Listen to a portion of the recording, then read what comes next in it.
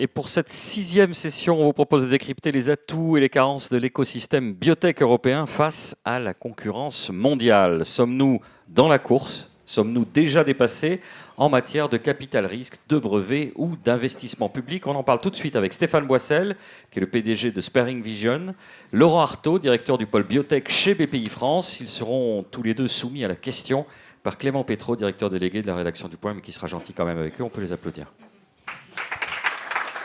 Merci, cher Boris, pour cette présentation. Je vous propose qu'on rentre immédiatement dans le vif du sujet et peut-être déjà un mot pour présenter à chacun votre activité dans le champ des biotech. Stéphane Boissel, par exemple.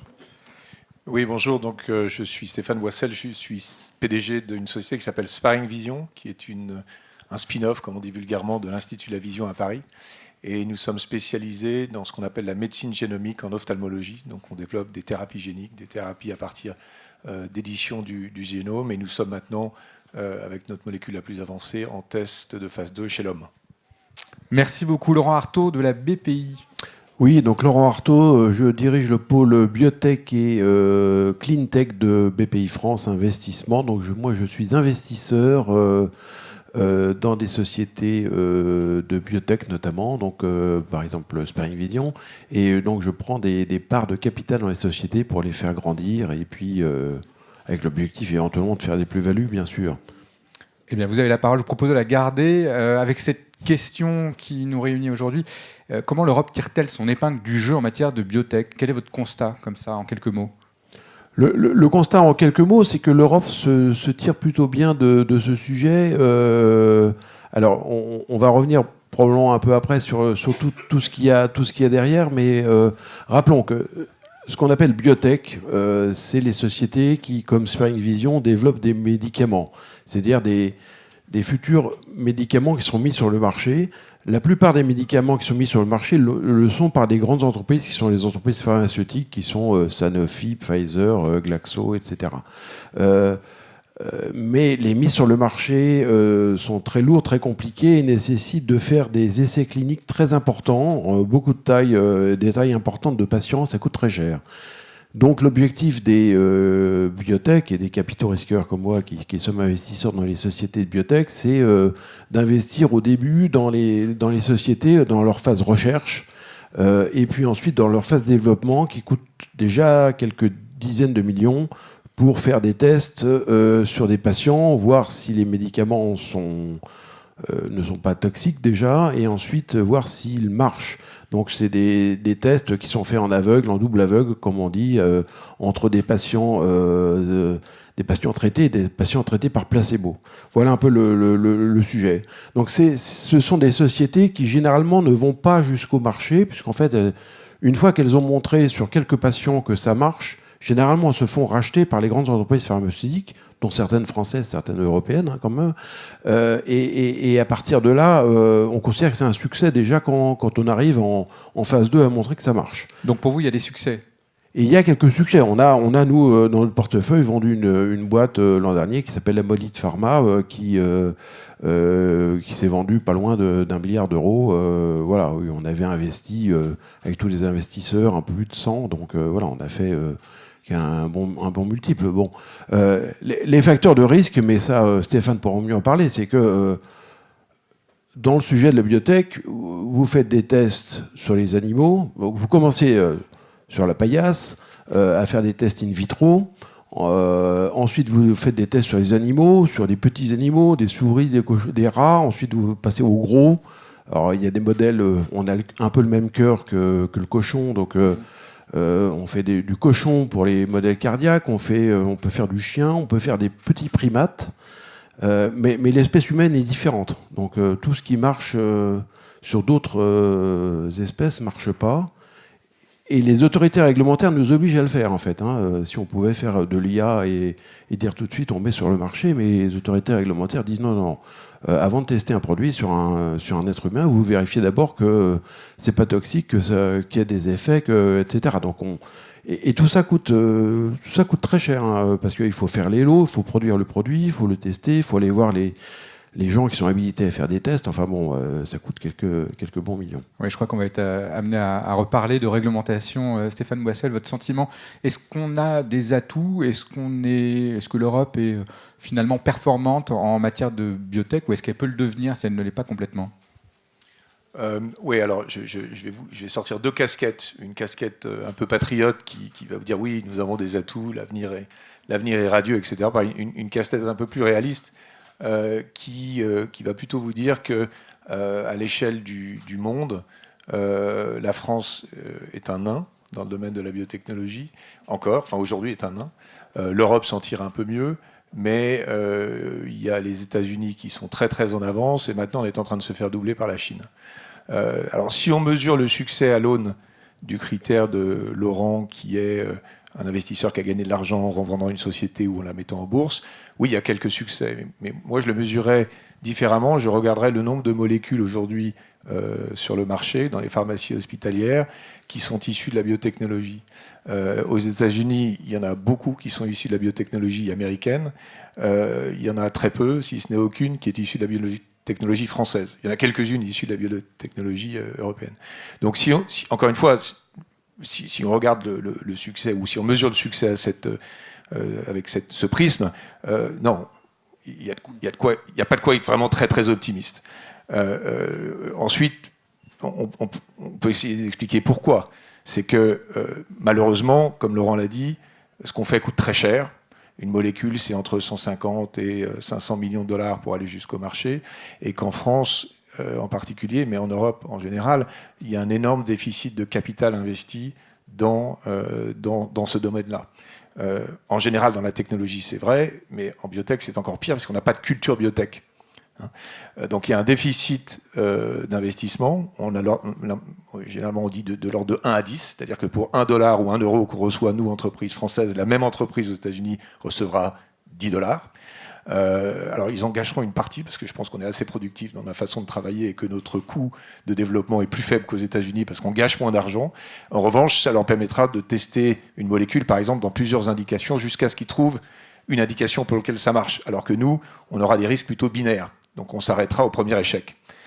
Donc on n'a pas assez d'argent. Et derrière, il y a aussi un déficit criant d'infrastructures, de recherche, mais également de production. Et je vais vous citer une statistique qui, moi, m'effraie, c'est que vous prenez la liste des biothérapies, donc des médicaments qui viennent de la biotech, approuvés en France. Alors, il y en a 0 qui viennent de France, je pense, et il n'y en a que 8 ou 10 qui sont produites en France. C'est à peu près 5% de toutes les biothérapies approuvées par l'État français. Vous allez au Royaume-Uni, il y en a une quarantaine produites localement. Vous allez en Allemagne, il y en a à peu près la même chose. Vous allez en Irlande, alors vous allez dire oui, c'est la fiscalité, il y en a à peu près la même chose. Mais vous allez en Italie, il y en a 2 fois plus. Pourquoi il y en a 2 fois plus en Italie qu'en France ? On peut se poser la question. Et pourquoi ? Alors, ça serait très long d'énumérer toutes les raisons. Je pense que le principe de précaution qu'un génie a mis dans la Constitution il y a quelques années a énormément freiné l'innovation dans notre domaine. Notre domaine, nous en particulier, la thérapie génique, c'est ce qu'on appelle un OGM. Parler d'OGM dans le grand public, les gens disent « Ah, surtout pas d'OGM ».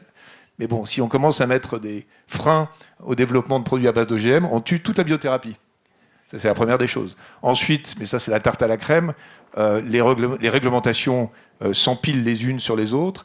Il y a énormément d'argent public qui est gaspillé. Je ne parle pas de l'argent développé par la BPI dans la biotech, parce que ça, c'est bien utilisé. Mais il y a énormément d'argent public qui est, je pense, gaspillé. Il y a un manque d'efficience de certaines agences. Et je plains les agents, par exemple, de la NSM. Je pense qu'ils font ce qu'ils peuvent avec les moyens qu'ils ont. Mais quand on va aux États-Unis, qu'on fait une demande pour faire un essai clinique, on rassemble tous les dossiers dont Laurent parlait tout à l'heure, et on leur dit, voilà, là, avec tous ces dossiers, est-ce que je peux commencer mon essai clinique ? Et les États-Unis, en 30 jours, ils vous donnent la réponse. En France, vous savez combien de temps ça met ? 3 ans. Non, quand même pas. Mais ça met 5 mois au minimum, 5 ou 6 mois au minimum. Et après, vous devez passer devant un comité d'éthique, enfin ça s'appelle maintenant un CPP, qui est, pour des raisons de possible conflit d'intérêts, délocalisé. C'est-à-dire que vous n'allez pas avoir le comité d'éthique de l'hôpital dans lequel vous voulez faire votre essai clinique, mais par exemple, si vous voulez faire votre essai clinique à Paris, vous allez retrouver, en ophtalmologie, vous pouvez vous retrouver dans un comité d'éthique d'un hôpital à Marseille qui fait de l'oncologie. Autant dire qu'ils n'ont rien à faire de votre produit et qu'ils connaissent rien du tout à votre technologie. Donc, tout ça pour dire qu'on marche un peu sur la tête, et je ne parle pas des essais précliniques, parce que aller faire des essais sur des souris en France, c'est pas aussi compliqué que faire des essais chez l'homme, mais pas loin. Hein. Donc tout ça pour dire que voilà, on manque d'argent, on manque d'infrastructures, et on travaille avec nos amis de Cadence, par exemple, pour développer notre propre outil de production en France, parce qu'il y a un manque criant dans ce domaine, et on est assommé par les règles et la réglementation. Mais à part ça, je suis optimiste. Oui, je vois ça. On s'est rendu compte pendant la crise du Covid que toute la production des médicaments était quand même avait été délocalisée. On parle beaucoup de réindustrialisation en France. On voit que les enjeux technologiques sont quand même devant nous. Est-ce qu'on a un espoir ? Est-ce qu'on a des atouts ? Qu'est-ce qu'il faudrait faire pour qu'on puisse réindustrialiser un peu et en tout cas assurer une espérance de vie pour les biotech ? Je sais pas, Laurent. Sur la réindustrialisation, on a été dans certaines vagues en France et on a raté quelques autres. On était clairement dans la bonne vague sur tout ce qui était produits chimiques, petites molécules, comme on appelle ça, médicamenteuses, pour lesquelles des Sanofi, des Rhône-Poulenc à l'époque avaient développé des usines, etc. Donc ça s'est bien passé. On a raté le virage des protéines, enfin des anticorps monoclonaux, et ça c'était autour des années 2000. Donc on n'a pas de capacité de production vraiment de masse en France sur ce sujet, et c'est un peu dommage. On est un peu mieux, je dirais, mais Stéphane pourra le confirmer, sur tout ce qui est thérapie génique. Thérapie génique, donc c'est bien un transfert de gènes permettant de modifier génétiquement la vision dans le cas de Sparing Vision, ou en tout cas de la façon dont fonctionne la cellule. Voilà. Sur la thérapie génique, on a un certain nombre de choses qui ont été faites autour d'Hyposcasie, autour de Généton, de Cell4Cure, enfin de l'ancien LFB, laboratoire de fractionnement des biotechnologies. Donc il y a un certain nombre d'entités qui sont faites. Voilà. Mais on est quand même capable d'avoir, vous me dites, vous me corrigez si je me trompe, mais on a des prix Nobel, on a Emmanuelle Charpentier qui a quand même... Elle ne l'a pas eu en France. Hein. Elle ne l'a pas eu en France, c'est vrai. Mais et elle est partie de France parce qu'elle n'avait pas les moyens de développer ce qu'elle voulait développer. Mais donc on n'est pas capable de développer des structures de recherche et de production de manière saine et viable ? Parce que sur le bilan global, j'ai un avis un peu plus nuancé que Stéphane. Je pense qu'il y a des grands atouts. Au niveau scientifique, on a quand même une base en France, en Europe, et en particulier en France, quand même très solide sur la médecine. Hein. Donc il y a l'Institut Pasteur, qui est quand même un nom qui est reconnu dans le monde entier, Gustave Roussy, l'Institut Curie, enfin, et même globalement l'INSERM, une très bonne réputation globale. Donc et puis on a des prix Nobel, on l'a vu en physique, mais il y en a aussi en médecine assez fréquemment, qui viennent de France. Alors après, qui ont fait des carrières un peu partout, ça arrive aussi. Donc on a ces atouts. On a des grosses boîtes françaises aussi. On a des grosses boîtes européennes de pharmacie. Donc il y a Sanofi, qui finalement est la grande société, et puis il y a Servier, Ipsen, Pierre Fabre, qui sont des sociétés de bonne taille.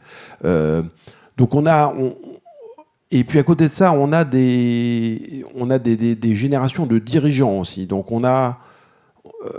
c'était un peu ce qui pêchait en France, c'est-à-dire qu'on avait des scientifiques très scientifiques, très techos, comme on dit. Moi, j'en suis un au départ, donc vous pouvez dire ce que vous voulez.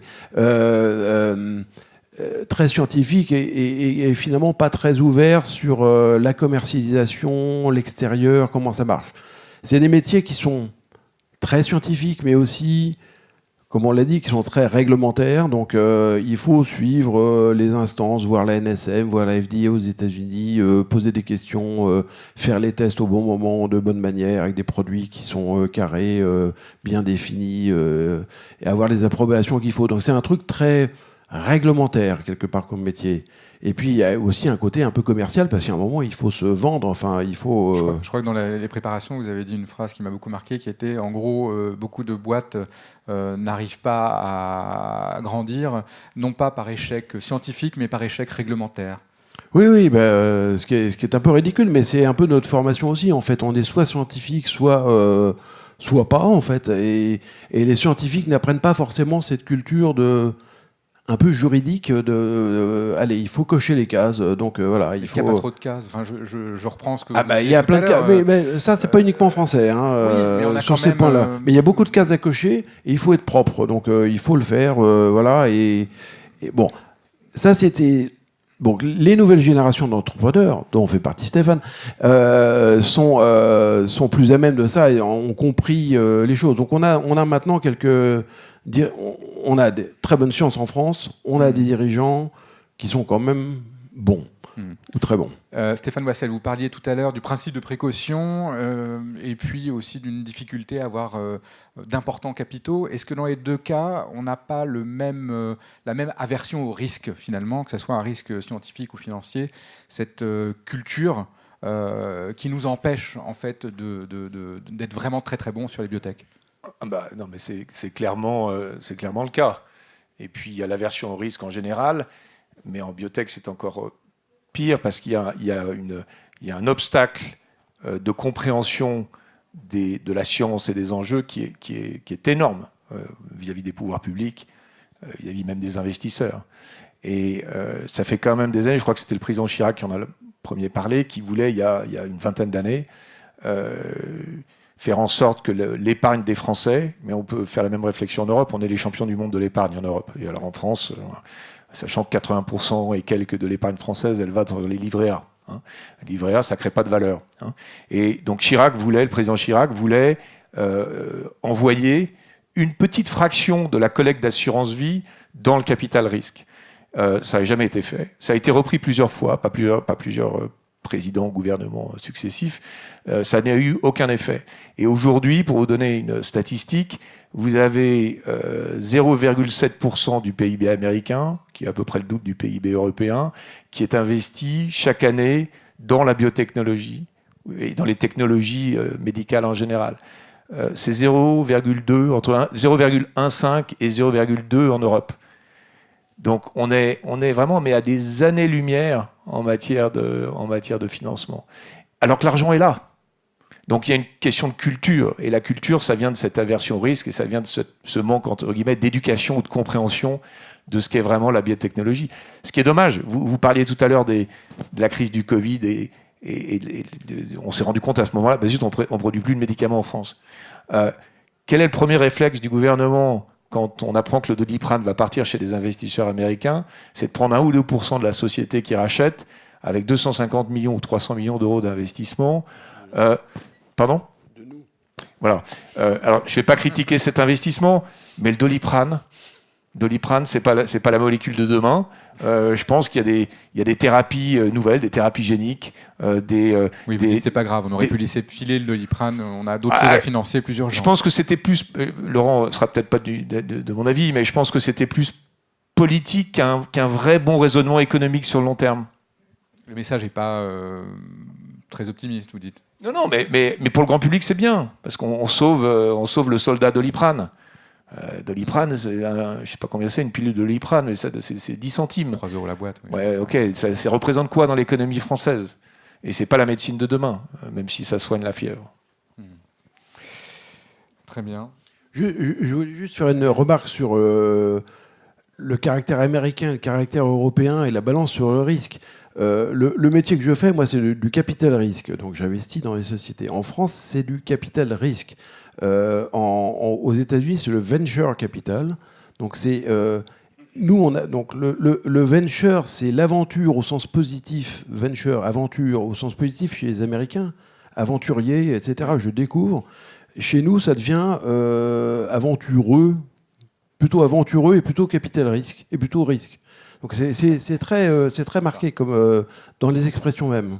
Mais on a par exemple des moyens de financement public, on a le crédit impôt recherche qui est quand même un outil intéressant. Enfin, je sais pas, vous en avez profité, Stéphane Wassel? Énormément. Et on est dans une situation très paradoxale et à la limite schizophrénique. C'est qu'on a des excellents chercheurs, on a des excellentes formations, on a des outils comme effectivement la BPI qui vous aide à décoller ou à financer votre business. Et on a ce qu'on appelle en anglais, excusez mon anglais, un cost of doing business. C'est-à-dire le coût de développement, de faire notre recherche, etc., qui est très faible, probablement un tiers de ce qui se passe aux États-Unis. Moi, je le sais parce que ma précédente société, dans laquelle Laurent était déjà actionnaire, on l'a vendue à une société américaine et je suis parti travailler chez eux à San Francisco. Et ben, je peux vous dire qu'il y a une personne dans mon ancienne société en France qui faisait le travail de 3 ou 4 chez eux. Donc la productivité en France est très supérieure. Donc, et donc on a un coût relativement faible. Mais on n'a pas assez d'argent. Donc on a toutes les conditions pour réussir, mais il nous manque de l'argent, encore une fois, de l'infrastructure, et puis encore une fois, je vais insister là-dessus, mais qu'on nous fiche un peu la paix pour pouvoir entreprendre avec plus de facilité et de liberté. Parlez-nous un peu de votre quotidien. Qu'est-ce que c'est que rechercher, faire de la recherche aujourd'hui et être confronté à un environnement réglementaire un peu exigeant? Alors, heureusement pour la recherche que je ne suis pas dans les labos, parce que sinon ça serait une catastrophe. Mais c'est... Comme le disait très bien Laurent tout à l'heure, mais c'est pas spécifique à la France, hein, mais on gère en permanence un cadre réglementaire et il a ses raisons. La sécurité des patients, etc., c'est très bien. Mais on est en permanence à gérer des levées de fonds, des problèmes techniques opérationnels, parce qu'on est sur des biothérapies, et notamment la thérapie génique, ce ne sont pas des technologies matures. Je reviens à Doliprane. Demain, si vous avez de l'argent, vous pouvez construire une usine de Doliprane. Si vous avez de l'argent, vous ne pourrez pas nécessairement construire une usine de thérapie génique, parce qu'il y a un savoir-faire industriel qui est quand même très, très unique, très compliqué, et qui ne va pas s'apprendre comme ça du jour au lendemain. Donc on gère des problématiques opérationnelles au quotidien, on fait du troubleshooting, pour faire encore une fois de l'anglais, on gère des relations avec ce qu'on appelle des vendeurs, donc des CRO, des CDMO, donc des gens qui vont produire vos molécules, des gens qui vont vous aider à recruter des patients, à s'assurer que toute la chaîne logistique est suivie. On gère du personnel, et gérer le personnel, encore une contrainte réglementaire en France, on a des super chercheurs, mais bon, 4 mois de préavis. Donc vous cherchez quelqu'un, vous allez le débaucher, vous allez mettre 4 ou 5 mois, tous les projets sont urgents, bien entendu, et une fois que vous l'avez trouvé, elle va vous dire « je suis là dans 4 mois ». Donc en gros, il faut entre 8 et 12 mois pour recruter un chercheur d'un bon niveau. Bon, aux États-Unis, il faut 15 jours. Oui, d'accord. Voilà. Et quand vous avez recruté la personne, parce que parfois on se trompe, et elle va pas bien, passe la période d'essai, etc., vous vous en séparez et vous prenez 3 ans de prud'homme. Bon. Tout ça, c'est pas nouveau ce que je vous dis, mais voilà notre quotidien. Donc, heureusement qu'on a le soutien d'actionnaires comme Laurent, qui ont une vraie vision à long terme stratégique, mais sinon, il faut être fou pour faire ce métier en France. Merci. Laurent Artaud, vous êtes investisseur. Vous sélectionnez beaucoup de projets relatifs aux biotech. Est-ce que vous pouvez nous décrire un peu votre méthode? Comment est-ce que vous choisissez d'accompagner certains projets ou pas? Ce qu'on regarde dans les sociétés, on voit 300-400 sociétés par an et on investit dans 4-5 sociétés par an. Donc on fait une sélection effectivement assez drastique. Le premier critère, c'est la qualité de la science, la nouveauté de la science. Ensuite, c'est quel est le marché? Est-ce qu'il y a un marché? Est-ce qu'on n'est pas déjà dans un truc qui a été fait 36 fois avant par quelqu'un d'autre? Dans le cadre de la médecine, c'est sûr que les maladies rares sont encore des marchés très intéressants ou certains types de cancers qui ne sont pas soignés, voilà. Alzheimer, dont on parlait tout à l'heure, c'est quelque chose de très compliqué, très compliqué. Déjà, on ne sait pas vraiment diagnostiquer la maladie, donc je fais une parenthèse, mais donc c'est des domaines où, pour les biotech, c'est vraiment, vraiment, vraiment difficile. On n'en est pas encore là. Mais voilà, donc on sélectionne la science, on sélectionne la qualité, ensuite on sélectionne la qualité de l'équipe.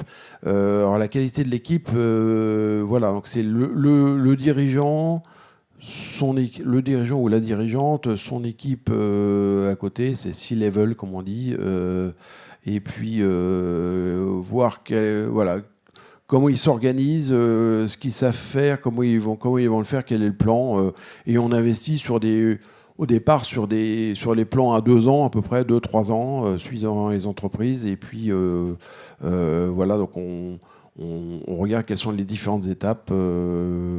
Et on regarde aussi au début si tout ça est faisable. C'est-à-dire qu'effectivement, est-ce que le produit est productible ? Parce qu'il y a des trucs qui sont quand même très compliqués à faire, qui coûtent très cher en réalité. C'est plus facile de faire de chimie que de faire de la thérapie génique. Thérapie génique, on arrive à des prix par patient qui sont à plusieurs centaines de milliers d'euros par patient. Donc quand vous faites un essai clinique à 100 patients, ça vous coûte déjà 10 millions rien qu'à produire le produit. On parle de l'essai ou du traitement? Thérapie génique, c'est les deux, puisqu'en fait vous faites un seul coup. Ouais. Là, on démarre un essai sur une deuxième molécule. On va recruter une dizaine de patients. Dans cette étude, on est à 1 million d'euros de coût par patient, de coût de développement. Par patient, ah oui, d'accord. Juste pour cette étude. D'accord. Pendant les préparations, vous parliez du prix des médicaments, me semble-t-il, aux États-Unis, qui est évidemment beaucoup plus élevé que celui qu'on a en France. Est-ce que, je sais que c'est une question un peu taboue, mais est-ce que finalement en France, on n'a pas un prix un peu bas qui permettrait, s'il était plus haut, en tout cas de financer un peu mieux l'industrie de la recherche? Non, moi je pense que c'est l'inverse. Les prix aux États-Unis sont stupides. Oui. Mais tout le système de santé aux États-Unis est stupide, il marche sur la tête. C'est-à-dire que... Oui, mais il produit quand même. Oui, il produit, mais attendez, le coût des médicaments dans la santé aux États-Unis, c'est moins de 10%, ou alors c'est 10%. Derrière, il y a une armée de ce qu'on appelle des middlemen, des assurances, des logisticiens, etc., les hôpitaux, qui excusez mon français, mais se gavent. Non, il faut qu'on soit plutôt fiers de notre système de santé, de protection sociale, de la qualité de nos hôpitaux, de la qualité de nos soins et de la façon dont on regarde les prix des médicaments. Je sais que je me tire un peu une balle dans le pied en disant ça, mais je pense que on est plus proche de la vérité chez nous en matière du prix du médicament qu'aux États-Unis, où en gros, ça finance de manière indue tout un système qui, à mon avis, est bancal. D'accord. À l'inverse, l'effet positif sur l'économie américaine, c'est qu'en réalité, vous prenez le marché mondial de la pharmacie, c'est entre 40 et 50% du marché des produits pharmaceutiques est aux États-Unis. Vous voyez, c'est 300 millions de personnes sur 7 milliards dans le monde. Donc 5% de la population, 50% du marché. Parce que leurs prix sont super hauts. La conséquence, c'est que toutes les boîtes vont là-bas. Et que le marché, par contre, pour le financement des sociétés, il se fait là-bas. Parce qu'en fait, le marché, il est vraiment aux États-Unis. La France représente 3% du marché mondial. C'était 8 il y a quelques années, il y a 25 ans. C'est 3 à peu près maintenant. Stéphane Boissel, si vous aviez une baguette magique, vous aviez la possibilité de changer quelque chose pour dynamiser un peu la recherche en matière de biotech, vous agiriez sur quel levier? Premier levier, j'ai le droit à combien de baguettes magiques? Les 2. Ok, 2. Ça serait la simplification de ce que je vais appeler l'administration, de tout cet aspect R&D. Parce qu'encore une fois, on a les infrastructures pour être bien meilleurs. Et donc, encore une fois, je demanderai à la NSM d'un coup de baguette magique de mettre 30 jours pour regarder les dossiers d'essais cliniques au lieu de 5 mois. Je réformerai le système des CPP, etc. Puis si j'avais une deuxième baguette magique, je forcerai les épargnants en tendant le bras, parce qu'on aime bien tordre le bras aux gens en Europe et en France en particulier, aux collecteurs d'assurance vie, de mettre au moins 3% de leur collecte, ce qui est peanuts, enfin ce qui est rien, dans la recherche en général et dans la recherche en biotechnologie privée en particulier. Laurent Artaud, je vais prendre pareil, vous avez droit à deux baguettes. Je pense qu'une seule suffira, mais il y en a deux dedans en fait. Moi, ce que j'aimerais bien, ça serait effectivement d'avoir un Nasdaq européen. Je pense que là, pour le coup, ça changerait grandement la dynamique des sociétés de biotech, la façon dont les sociétés pourraient se financer. Je rappelle que alors c'est lié au point de Stéphane précédemment, c'est que le Nasdaq a été créé aux États-Unis à la suite d'une obligation qui a été faite aux fonds de pension américains de mettre, je crois qu'au départ c'était 1% de fonds de pension devaient être mis en risque, en capital risque, enfin en venture. C'est à la suite de ça que les Américains ont créé le Nasdaq parce que ça a développé justement un marché pour coter ces différentes sociétés. Nous, on n'a pas de fonds de pension, on a des assurances vie, mais on n'a pas de quota capital risque. Hein, et ça serait un des éléments fondateurs pour un marché européen. Alors, donc, il y a un deuxième sujet qui est on est un marché européen et en fait les marchés en France, en Allemagne et ailleurs ne fonctionnent pas pareil. Donc on n'arrive pas à les fusionner. Donc je sais que c'est dans le rapport Draghi là on peut espérer que pour une fois c'est écrit noir sur blanc qu'il faut changer les règles des marchés, il faut mettre en place un système européen. Sinon on aura beaucoup de mal. En France on n'arrive pas à lever suffisamment d'argent pour amener les biotech jusqu'au bout. En Europe, je pense qu'on pourrait le faire. Donc il faut suivre le rapport Draghi. C'est quelque chose qu'on entend beaucoup en ce moment dans les milieux économiques. Oui, il faut espérer, mais bon, c'est le combienième rapport sur les besoins d'innover en Europe Le problème du rapport Draghi, et là c'est la paperasserie européenne, c'est qu'en fait, techniquement, il ne peut pas être mis en œuvre avant 2027, hein, parce qu'il a déposé son rapport, ensuite il passe en commission, tati-tata, il passe au Parlement, et donc c'est pas avant 27, hein, non. Quoi qu'il arrive. Déjà. Et puis, alors... Moi, ça me fait un peu rire tout ça, mais c'est un rire un peu cynique, mais super rapport, super conclusion. On aurait pu l'écrire, Laurent et moi, on aurait été complètement alignés. Mais effectivement, il ne va pas être mis en place avant 2-3 ans. Et en attendant, maintenant, on nous casse les pieds en Europe pour attacher les bouchons de bouteilles d'Évian aux bouteilles. Alors qu'aux États-Unis, moi j'étais à San Francisco avec Laurent il y a 3-4 semaines pour une convention mondiale dans le domaine de la biotechnologie. Vous prenez des voitures sans chauffeur. Que les États-Unis, tout ça c'est financement privé, hein, sont en train de développer un nouveau Concorde. Donc on peut produire des tas de rapports, et c'est pas le premier, ils ont tout plein de bonnes intentions, etc. Mais là il y a une révision totale du logiciel à faire au niveau politique, pas qu'en France, en Europe, parce que il faut que ça soit suivi des faits. Malheureusement, là-dessus je suis un peu pessimiste. Et on produit beaucoup de normes.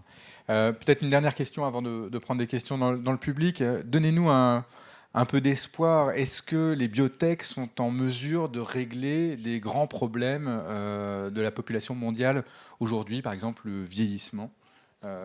Quels sont les espoirs que vous pouvez nous donner là-dessus? Alors là, il y en a beaucoup. Il y a beaucoup.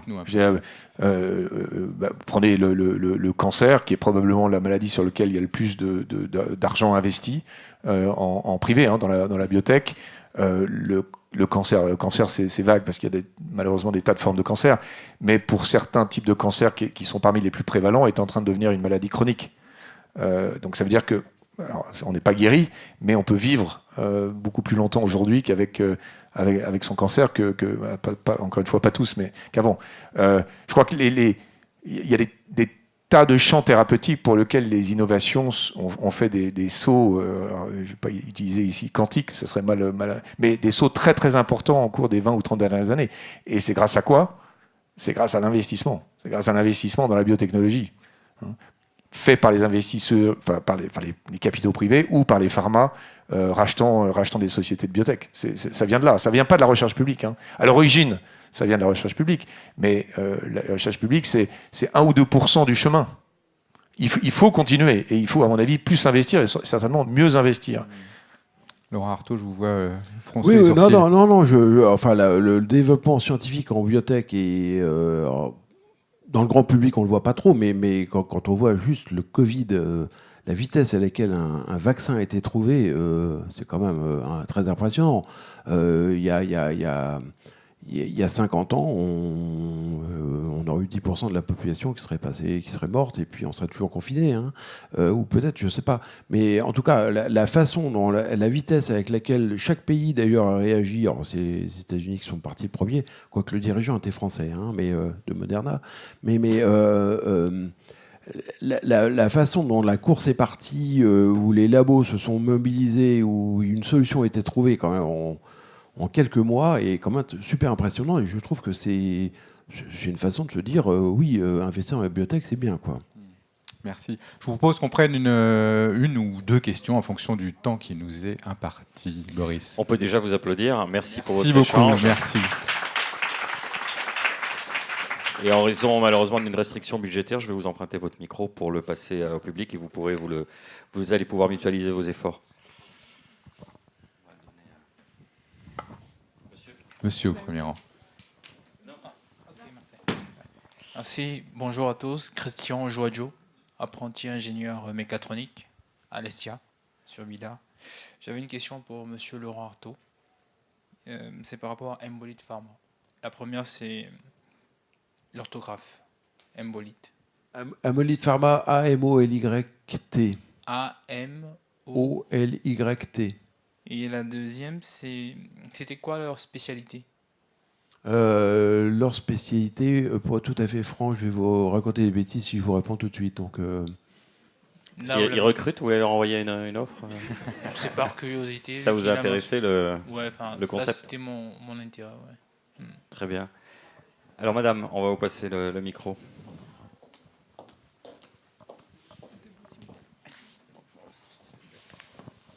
Bonjour, moi j'ai une question pour Stéphane Boissel et pour Laurent Artaud. C'est une question pour les deux.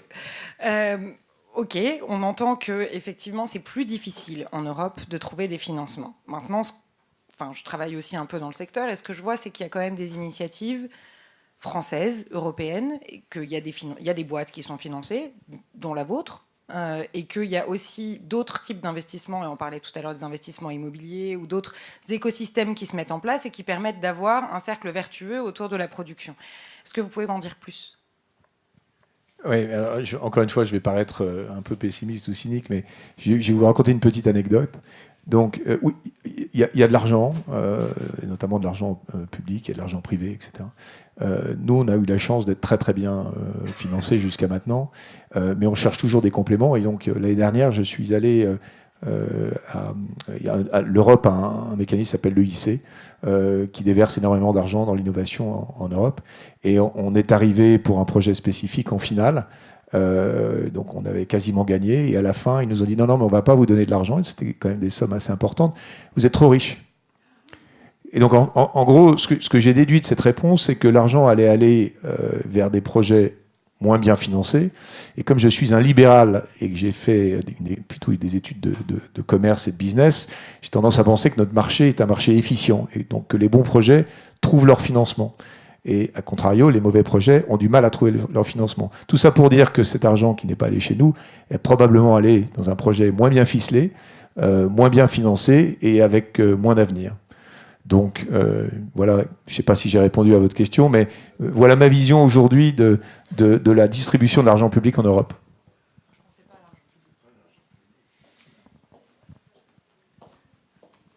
Monsieur et puis madame. Bonjour, merci beaucoup pour cette présentation très intéressante. Dans le micro, s'il vous plaît, pour qu'on vous entende, pour ceux qui sont notamment en stream. Ok, merci beaucoup pour cette présentation très intéressante. Vous avez beaucoup parlé de médicaments, de santé, mais quelle est la situation par rapport aux autres catégories de biotech, par exemple, pour ce qui est de l'agriculture durable ou les biocarburants et autres catégories? Quelle est la situation en France et en Europe et comparée au domaine de la santé et des médicaments? J'ai expliqué que ce qu'on appelle biotech, c'est généralement plutôt les médicaments, c'est comme le marché majeur. Les marchés, je suis également investisseur dans tout ce qui est agro-agri notamment. Donc là, effectivement, on a un certain nombre de produits, notamment il y a tout ce qui est passage des pesticides chimiques à des versions biologiques. Hein. Donc là, il y a pas mal de sociétés qui se développent là-dessus. Il y a aussi des modifications de plantes. Donc voilà, on trouve ces deux sujets qui sont voisins d'ailleurs de ce que l'on fait en biotech humaine. Hein. Donc voilà, c'est de la thérapie génique quelque part et c'est aussi du biologique. Stéphane, vous avez tiqué avec le bouchon qui est accroché. Non, non, je ne vais pas vous relancer. Allez, on prend la dernière question avec vous, madame. Bonjour. En fait, j'ai une question concernant la recherche. Donc moi, je suis chercheuse. J'ai commencé par faire une thèse à l'Institut Pasteur. Ensuite, j'ai fait un postdoc au Canada. Je suis rentrée en France et maintenant, j'ai un peu de difficulté pour trouver un travail. Alors que si j'étais restée au Canada, en fait, on m'avait déjà proposé un boulot. Je me demande du coup si vraiment l'Europe, et en particulier la France, a des opportunités pour nous chercheurs. Alors, on va lancer. Je rappelle que Stéphane Boissel a eu le prix de l'Optimiste 2024. On va vous passer le micro. Ça risque de... Non, il y a... Est-ce que vous recrutez déjà, vous ? Alors, en ce moment, moins qu'avant, mais peut-être un peu moins que demain. Donc, non, il y a toujours des opportunités, mais dans la litanie de mes reproches, c'est que les chercheurs en France, dans l'académie, sont très, très mal payés. La recherche publique, malheureusement, est très, très mal valorisée. Donc, bon, je ne vais pas vous donner un conseil, puis le Canada, il fait froid, mais c'est pas mal quand même d'être au Canada. Donc, c'est triste que... Mais il y a des jobs en France, mais il y a malheureusement moins de moyens qu'ailleurs, et vous serez moins bien payé qu'ailleurs. Mais bon, c'est peut-être pas les principales considérations. Eh ben voilà, ça remet la patate. Merci à nos deux invités, merci beaucoup. Merci. On se retrouve dans quelques minutes pour évoquer les structures aéronautiques du futur. À tout de suite.